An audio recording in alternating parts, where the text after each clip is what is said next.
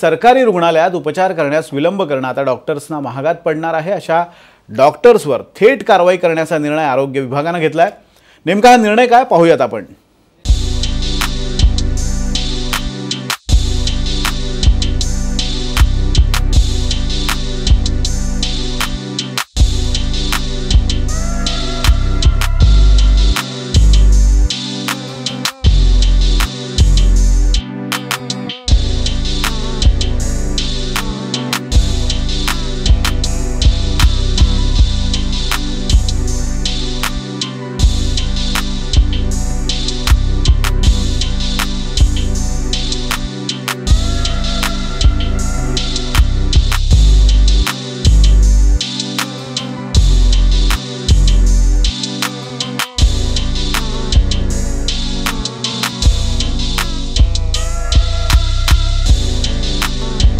General administrative directions असतात।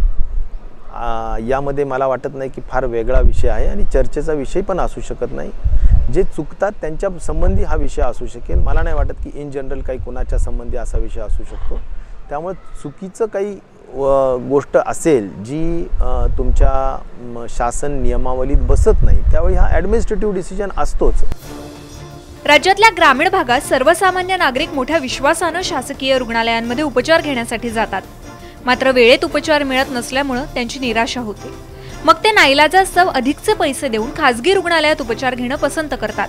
त्यामुळे शासकीय रुग्णालयाचं हे दृश्य बदलण्याची गरज आहे। आरोग्य मंत्र्यांच्या या निर्णयामुळे रुग्णालय प्रशासन कामाला लागलंय। असं असलं तरी कारवाईच्या भीतीमुळे तरी आरोग्य यंत्रणा खरंच सुरळीत होणार का, रुग्णांची होणारी हेळसांड थांबणार का हे पाहणं महत्त्वाचं आहे। लक्ष्मण सोळंके, साम टीव्ही न्यूज, जालना।